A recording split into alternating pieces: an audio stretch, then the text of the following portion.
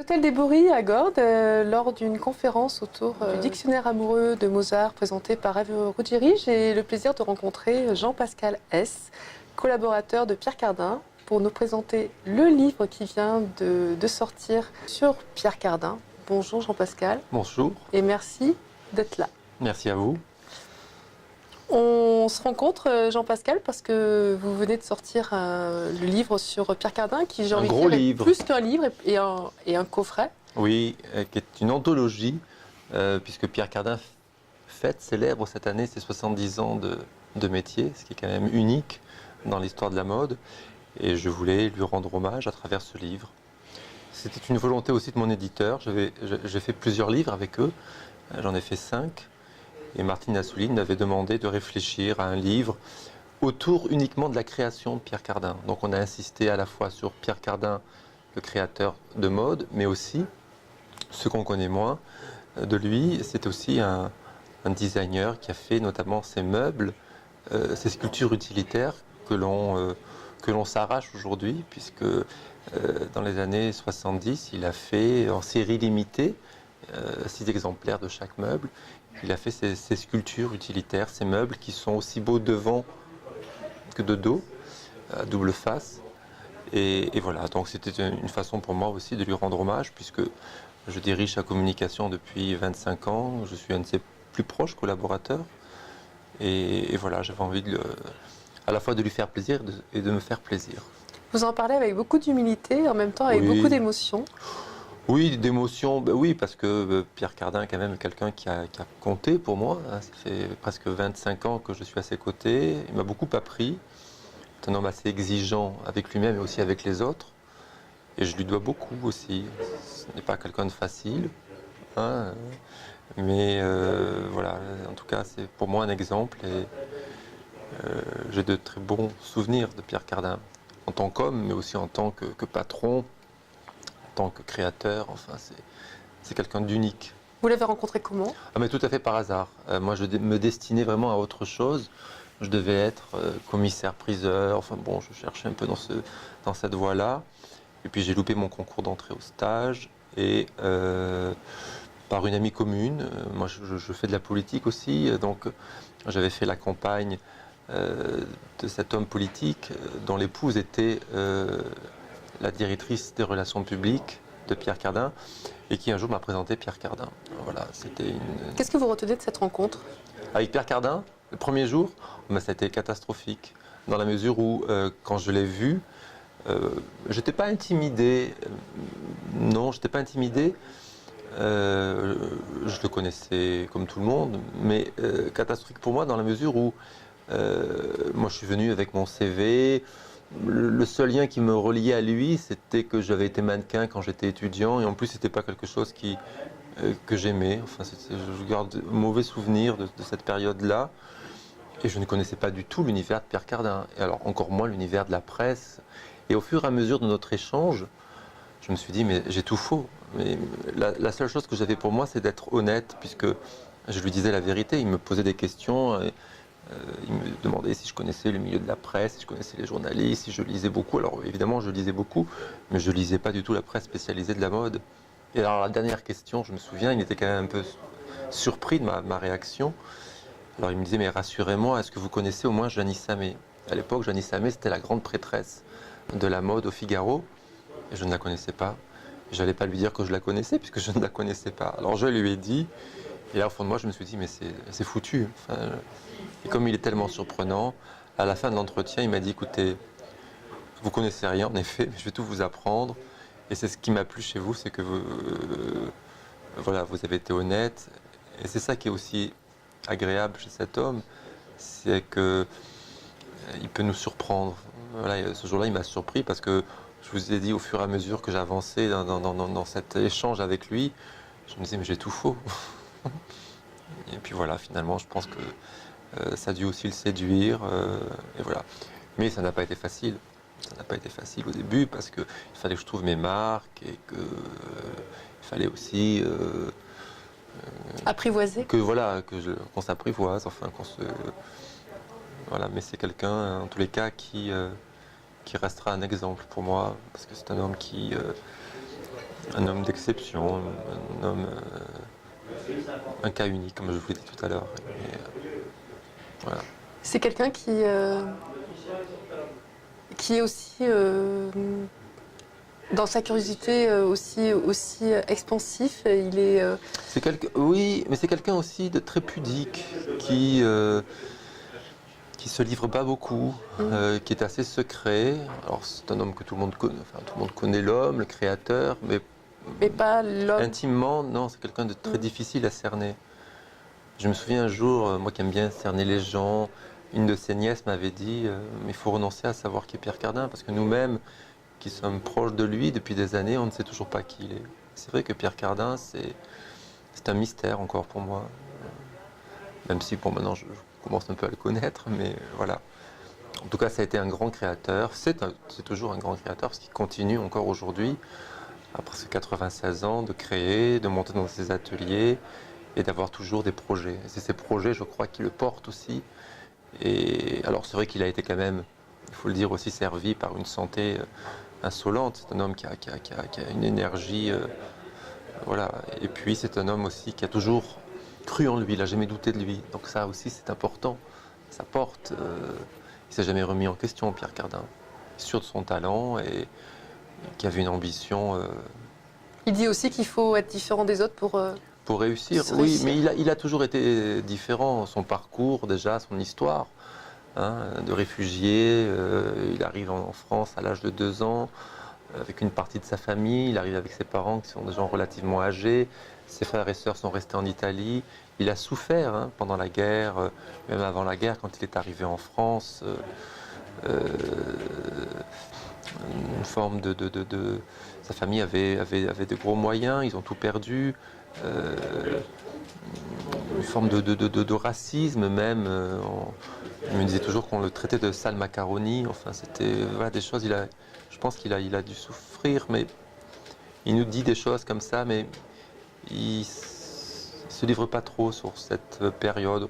On devine que ça a été difficile pour lui, mais je crois il était animé de cette volonté de réussir et voilà. C'est ça qu'il a aussi porté.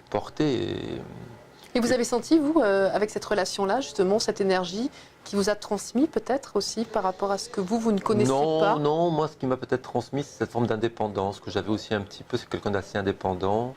Et cette liberté aussi qu'il a pu me donner en étant, en ayant aussi à ses côtés, en ayant rencontré des gens intéressants, en ayant aussi, il m'a donné les moyens de construire ma vie aussi, de bien vivre. Enfin, tout ça, c'est aussi important. Mais... Alors, ce livre, ce coffret, voilà, donc déjà vous ouvrez la première page. Un coffee table book, voilà, ça c'est le motif, un détail de sa robe cible. Et puis voilà. Donc c'est un recueil de témoignages, un recueil. Il y a aussi des témoignages. Alors j'ai fait un texte. J'ai demandé à Marisa Berenson, qui est une amie et qui est aussi qui était un mannequin, de Pierre Cardin, de faire la préface du livre. Et puis voilà, cette introduction avec cette photo qui est assez forte, je trouve, de Newton, qui représente Pierre Cardin avec ce visage un peu dur, parce qu'il peut être aussi comme ça, parfois, le visage un peu sévère et dur. Et puis ensuite, voilà, on parcourt, comme sa mode est intemporelle, on va d'une époque à une autre. Et puis j'ai demandé à certains créateurs, designers, quelques mots qui m'ont dit sur Pierre Cardin. Puis j'ai recueilli aussi certaines phrases de Pierre Cardin qui m'ont marqué, oui, et ces phrases qui sont aussi une façon de mieux l'appréhender, de mieux le connaître. Voilà. Vous voyez, le vêtement que je préfère est celui que j'invente pour une vie qui n'existe pas encore, le monde de demain. Ça, c'est tout Pierre Cardin. Avant-gardiste. Avant-gardiste, oui. En vieillissant, il est peut-être aussi, je ne dis pas mon contact, mais c'est vrai que quand j'ai fait ses livres, où je lui parle souvent un peu, il se plonge un peu plus qu'avant sur son passé. Avant, il ne parlait pas du tout de tout ça. Le passé, c'était le passé, même encore aujourd'hui, ce qui l'intéresse, c'est demain. C'est demain. C'est même pas aujourd'hui. Enfin voilà, donc il y a des photos à la fois de ses accessoires, de ses bureaux. Quelle a été sa réaction? Oh, il a beaucoup aimé le livre. Il a beaucoup aimé le livre. Je lui ai montré évidemment à la fin pour qu'il valide. Il a regardé. Je ne suis pas sûr qu'il ait tout lu, mais il a beaucoup aimé. Le seul bémol, il trouve ce livre un peu trop lourd. C'est vrai que c'est un beau livre. Dans quel sens lourd? Lourd. Lourd. Lourd comme ça, c'est vrai. Il pèse presque 4 kg, 3 kg et demi. Non, non, puis c'est un... C'est voilà. une œuvre d'art, ce n'est plus un livre. Oui. Mais c'est mes éditeurs aussi qui font de beaux livres. Il y a cet œil à souligne que j'aime bien, puisque c'est un bon compromis entre le texte et l'image. Avec un choix aussi de photos, où je me suis aussi impliqué par rapport à l'iconographie.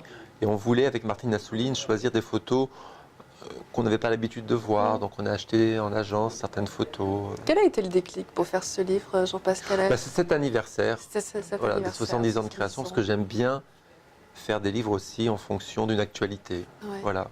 Je trouvais que, 70 ans de métier, c'est pas tous les jours qu'on peut célébrer ça. Bien Je sûr. crois que ça restera unique aussi dans l'histoire de la mode.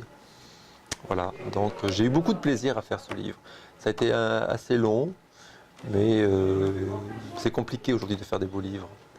Pour des questions financières aussi, voilà, un livre d'art coûte cher. Et quand vous l'avez construit, vous avez eu l'impression de reconstruire son histoire ou ce sont des morceaux qui Non, se parce sont- que j'avais déjà fait un premier livre avec lui, autour de lui, autour de ses 60 ans de création. Non, pas vraiment, puisque je connais quand même bien sa vie, puisque tous les jours, je vends du Cardin, enfin, voilà, je suis censé vendre son image, enfin, donc j'ai rien appris de plus, si vous voulez, parce que sa vie, je la connais. Mais c'est toujours touchant de se retourner sur son passé. Voilà.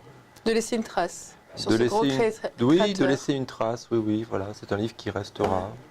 Et qui, on a eu un bon écho aussi, à la fois en France et à l'étranger. Voilà. Vous pouvez lire là justement ce que vous êtes en train de regarder. Là, je lis une citation de Cardin. L'essentiel, c'est la coupe, le volume, la ligne, ça passe avec le temps. Ah oui. Et c'est vrai que Pierre Cardin est un vrai créateur. À la différence d'autres couturiers qui font des choses très élégantes, Cardin, il a un style. Alors qu'on aime ou qu'on n'aime pas, ça je peux le comprendre. Mais c'est un... Quand on voit un modèle Cardin, on le reconnaît. Enfin, en tout cas, pour ceux qui s'intéressent à la mode, on arrive à reconnaître ces coupes très géométriques, enfin ces choses très structurées et très, très simples, très épurées aussi. Et puis il a eu une vie tellement passionnante, Pierre Cardin, il a fait tellement de choses dans sa vie qu'on est arrivé aussi à oublier beaucoup de choses. On ne sait pas qu'il a été à l'origine du prêt-à-porter, on ignore aussi qu'il est le premier couturier à avoir fait défiler des hommes. Il n'y avait pas de défilé pour l'homme. C'était le premier couturier à oser faire un défilé pour hommes. C'est le premier couturier à avoir initié ce système de licence qui lui a donné cette fortune aussi et cette renommée à travers le monde, puisqu'il a été un des premiers couturiers à faire de son nom une marque et à partir à l'étranger. Il a créé sa maison en 1953, je crois. Oui, il a commencé chez Dior et en 1957, hop, il est parti au Japon tout de suite.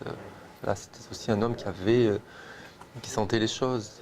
Et puis le Japon, la Chine, la Russie. Cardin, c'est un nom qui est connu dans le monde entier. À qui s'adresse À tout le monde. coffret? À la fois aux amoureux de la mode et puis aux gens qui s'intéressent aussi aux belles choses. Non, à tout le monde. Pierre Cardin, c'est un nom effectivement qui est connu par le monde entier. Oui. Vous présentez à travers ce livre des photos qui sont à la fois des photos de son histoire à travers la mode, mais ça peut être aussi des photos que l'on peut observer de manière indépendante les unes des autres, Bien de manière sûr. individuelle les unes des autres, comme une véritable œuvre d'art. Donc, Tout à fait.